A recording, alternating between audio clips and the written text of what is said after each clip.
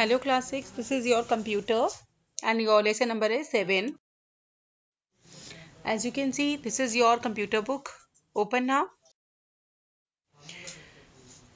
Now your lesson number 7 is Introduction to QBasic. QBasic क्या होता है? पहले हम इसके बारे में बात करेंगे. Because Basic is a programming language है invented by Professor J.G. Kemi and Professor T.E. Cott at Dartmouth college of USA in 1964 में इसको बनाया गया था, जिसकी फुल फॉर्म क्या होगी हमारे बेसिक की beginners all purpose symbolic instruction code. It is very important, हमें लर्न करना है. There are many versions of BASIC like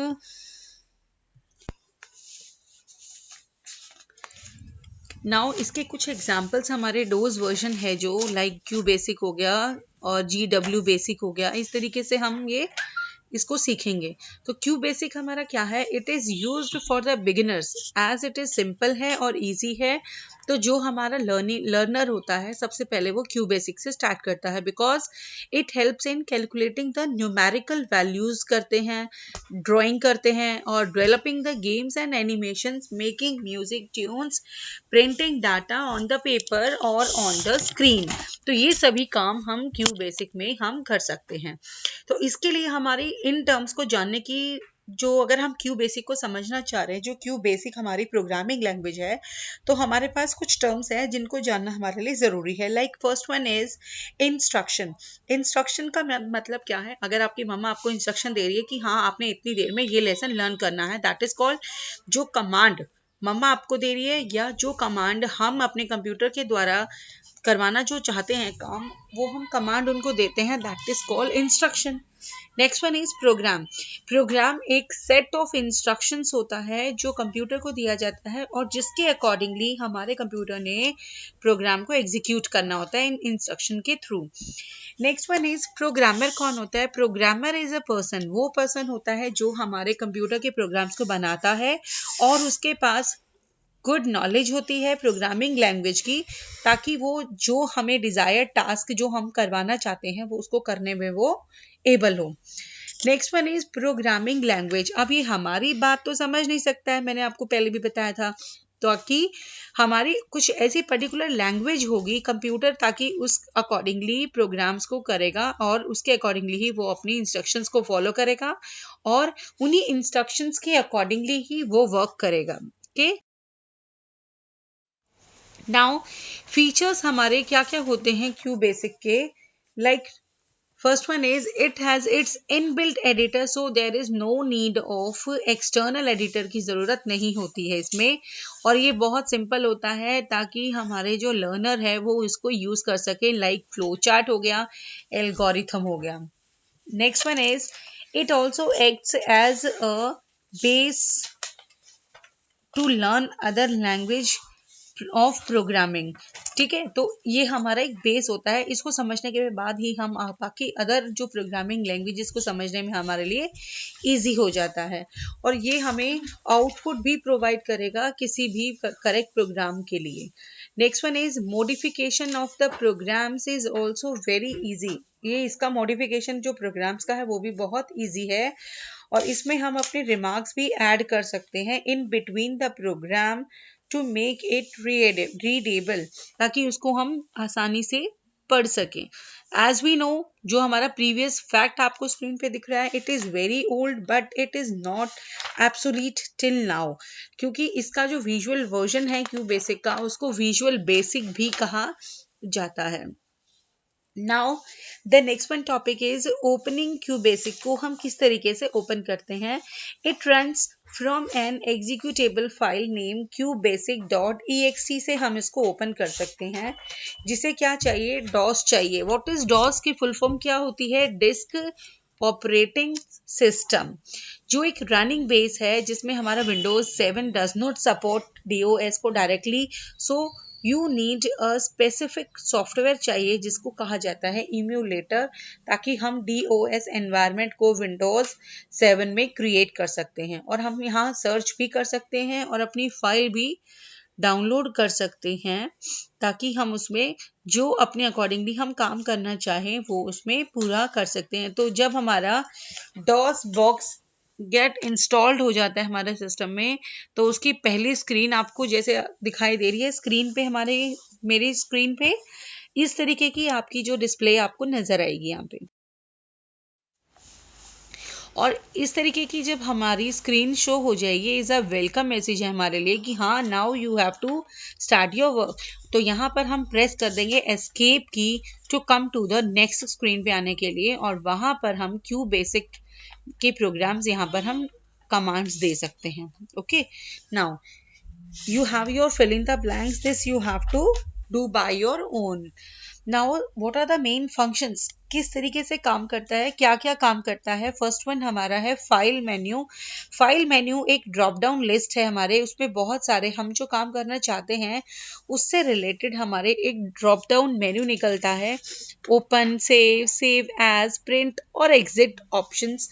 new के लिए you have to create new file आपको चाहिए, तो यहाँ से आप न्यू पे क्लिक करेंगे, और आप उसको आगे के लिए इन फ्यूचर के लिए आप उसको रखना चाहते हैं सेफ अपने पास, ताकि जब आपको काम हो आप उसे ओपन कर सकें। तो आपका सेव ऑप्शन यूज होती है, आप उस फाइल को सेव रख सकते हैं। एंड नेक्स्ट वन इज आपका जो सेव बॉक्स अपीयर होगा, जैसे सामने स्क्रीन पे सबसे ऊपर वाला बॉक्स देखिए, यहाँ वो पूछ रहा है कि आप अपनी फाइल को किस नेम से आप उसको वो करना चाहते हैं, क्या करना चाहते हैं, सेव करना चाहते हैं। तो आप अपने फाइल का नेम एंटर करेंगे, जो किससे सेव होगा, .bas एक्सटेंशन इसमें ऑटोमेटिकली ऐड हो जाएगा, और हम क्लिक ओके कर देंगे नेम पुट करने के बाद, और वो सेव हो जाएगा। Next one is save as.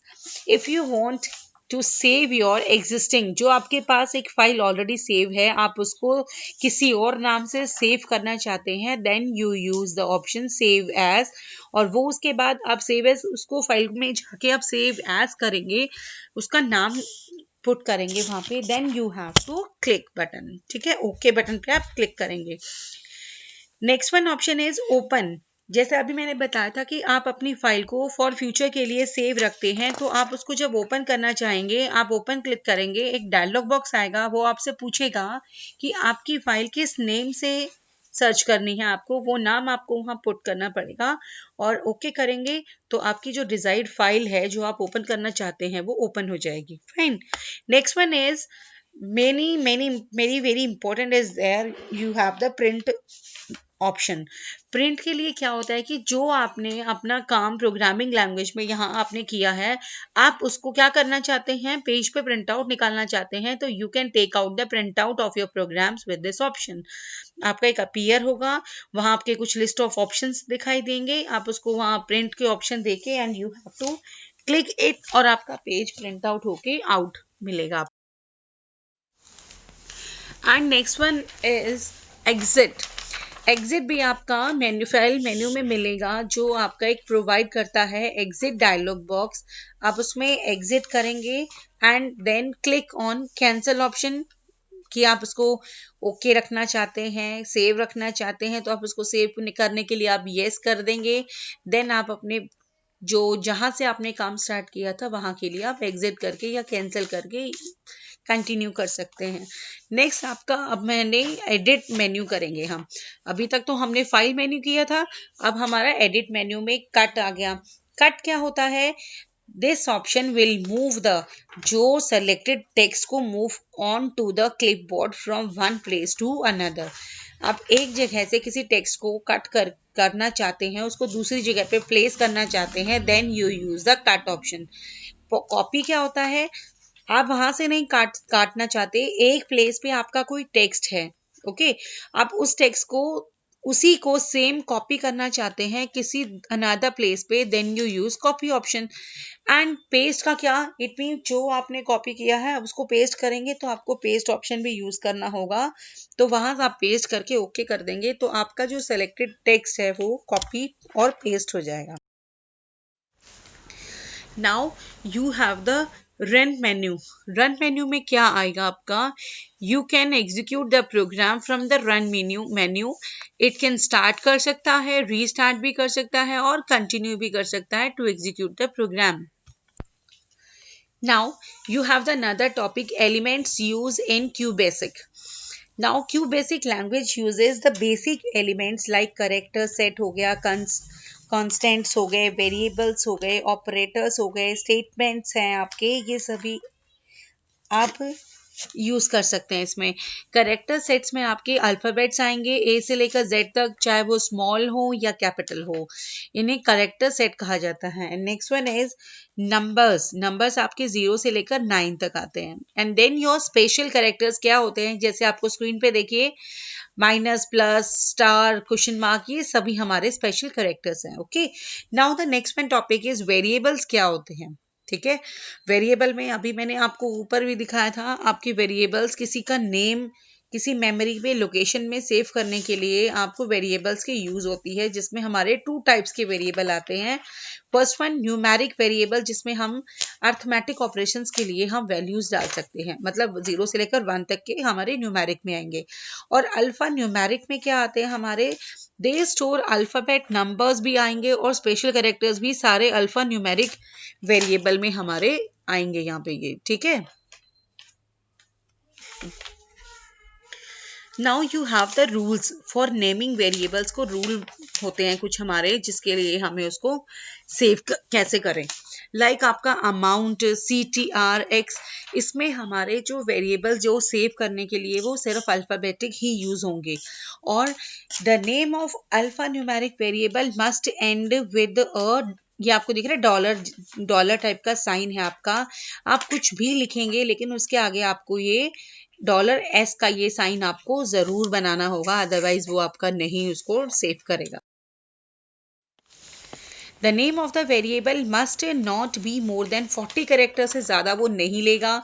And this do not must not have any special character भी इसमें नहीं आना चाहिए। And the reserved words must be used as the name of variable के नाम से ही होगा ये। कॉन्स्टेंट्स क्या होते हैं, दे रिप्रेजेंट दोज वैल्यूज जो कभी भी चेंज नहीं होती हमारे प्रोग्राम में। और ये दो कॉन्स्टेंट्स होते हैं, लाइक न्यूमेरिक हो गया, नेक्स्ट अल्फा न्यूमेरिक हो गया।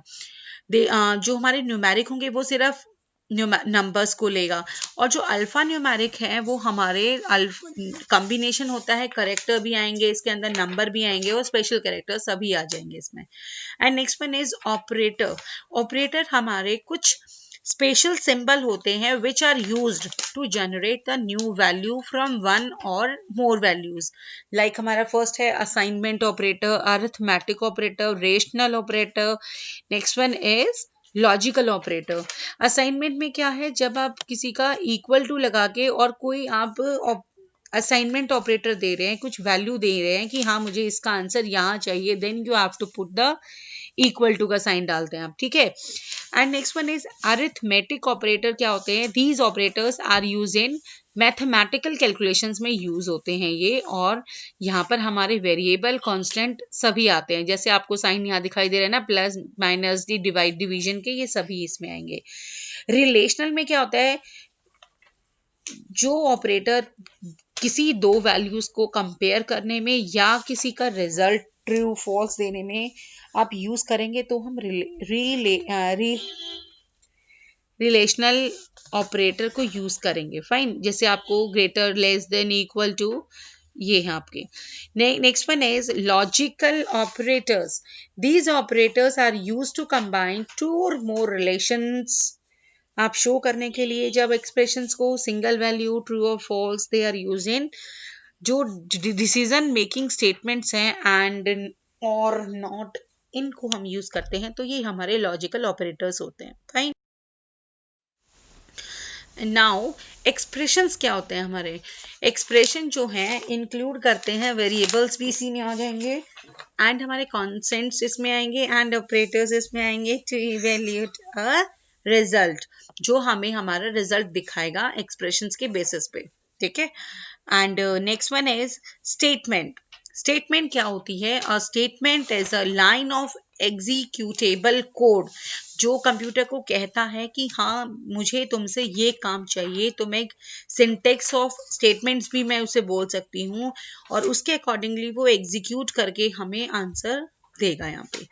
Next one is let statement. Let का मतलब क्या होता है, you can assign the values by let statement में, और इसका वेरिएबल जो रिटर्न लिखा जाता है to the right of let statement के राइट में उसकी, जैसे आपको स्क्रीन पे भी शो हो रहा है, देखिए let variable is equal to variable और कांस्टेंट है और एक्सप्रेशन है।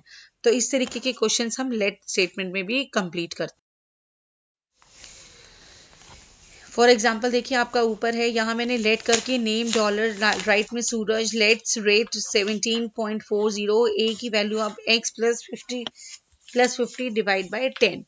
नाउ REM स्टेटमेंट क्या होता है, it can add the remarks in your program by REM statement. It helps in describing your program to make it more understandable for the user, ताकि वो user इसको आसानी से यूज कर सके, लाइक आपको स्क्रीन पे दिया हुआ है। ठीक है। नाउ CLS का मतलब क्या होता है, जब अपनी स्क्रीन पे आप कुछ भी नहीं लिखना चाहते या जो लिखा हुआ है आप उसको इरेज करना चाहते हैं, then we use clear the screen CLS statement। And print is use to display, कि आपने जो कंप्यूटर की स्क्रीन पे आपने लिखा है उसका आपको क्या चाहिए, आप उसको प्रिंट पे चाहिए, पेज पे चाहिए, then you use print. Okay, next one is input statement. It works like a let statement, but the difference that it provides the value of a variable through your user interaction। और ये flexibility आपके programme की increase करेगा, execute करेगा programmes को, जब आप input statement डालेंगे और आपको वो शो करेगा उसका आउटपुट। फॉर एग्जाम्पल इनपुट आपने क्या enter the values of A and B, A comma B, तो आपको यहाँ इनपुट नेम इस तरीके से आपको सिटी है या एज है, इस तरीके से आपको ये शो करेगा। एंड स्टेटमेंट इसका मतलब ये है कि हमने अपना जो इंस्ट्रक्शंस जो देनी थी हम कंप्लीट कर चुके हैं, तो आप अपने यहाँ से प्रोग्राम से बाहर निकलना चाहते हैं, then you use the end statement. Next one is stop statement. If you want to halt the program in between, then you should use stop statement, जो identical होती है end statement, but it could not be used in a program for more than one time।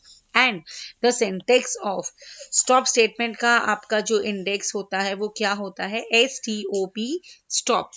Now you have the question answers, आपका assess yourself में there are the 4 questions which you have to do by your own, it's your homework। okay, and now you have the brief reminder, ये आपके बहुत important points हैं, this you have to learn and write also। And now we have completed your lesson, this is your test, your progress, I will show you later your question answers of your this page। From your page you have to complete your A question number B, C and D। The name of the variable must not be more than 40 characters, से ज़्यादा वो नहीं लेगा। And this do not। Now expressions क्या होते हैं, हमारे expression जो हैं इंक्लूड करते हैं वेरिएबल्स भी इसी में आ जाएंगे, एंड हमारे कॉन्सेंट्स इसमें। And question number answer 5 is 4 and 5 है आपके short answer type, and question number D is your long answer type questions. You have given here answer number 1, answer number 2 and answer number 3, and this is your 4th answer and this is your 5. From here you have to complete all the work in your books and notebooks also. Fine class?